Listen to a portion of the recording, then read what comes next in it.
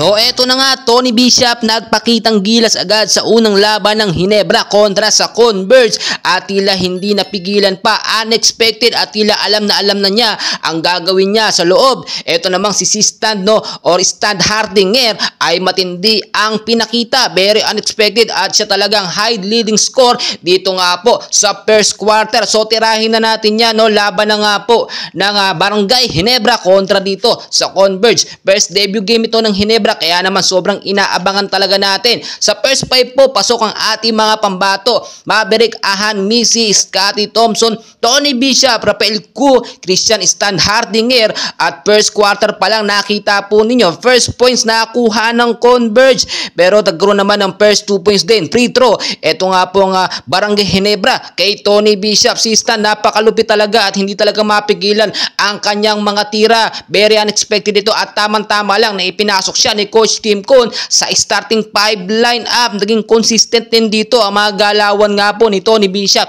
Di lang may gustong patunayan at talagang bapantayan ang kagayang laruan. Ito nga pong ating si Justin Brownlee, under 2 minutes 15 points na agad ang naitala dito ni si Stan. Under 1 minute another 2 points, 17 points of total, pero nakita natin first quarter ng game natapos lamang dito ang Converge ng 5 points. Nagtapos ang laban 25 ang Barangay Ginebra, 30 points naman ang kupunan ng Converge. Pagdating ng second quarter ng game, dito na nga po pinasok itong sentro na si Japet Aguilar dahil kinakailangan na mas lakasan pa ng kupunan ng Barangay Ginebra ang kanilang depensa. Doon talaga nakita ng Converge ang kahinaan ng Ginebra, Kaya naman first 2 points nakuha agad ng Barangay Ginebra dahil kay Japet Aguilar. Matindi itong second quarter at talagang nakita naman natin dito lumalamang o lamang talaga ang Converge at pilit humahabol dito ang Barangay Ginebra. Pero nakita nyo, pusong Ginebra pa rin hindi nagpapatalo, pilit humahabol dito sa second quarter ng game. Sobrang init talaga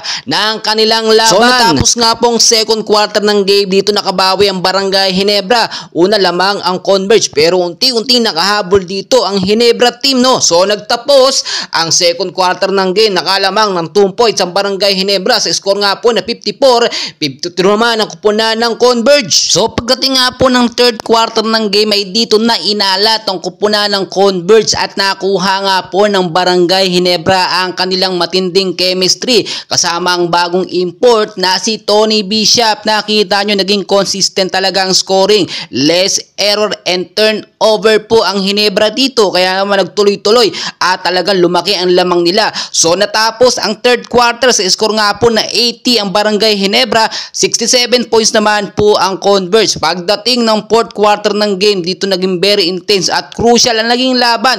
Pilit po naghahabol dito ang Converge, ang laki po ng hahabulin nila pero hindi na nga po sila pinagbigyan pa ng Barangay Ginebra, defending champion still at talagang number 1 team dito sa PBM. Please don't forget to like and subscribe. Maraming salamat po sa inyong lahat.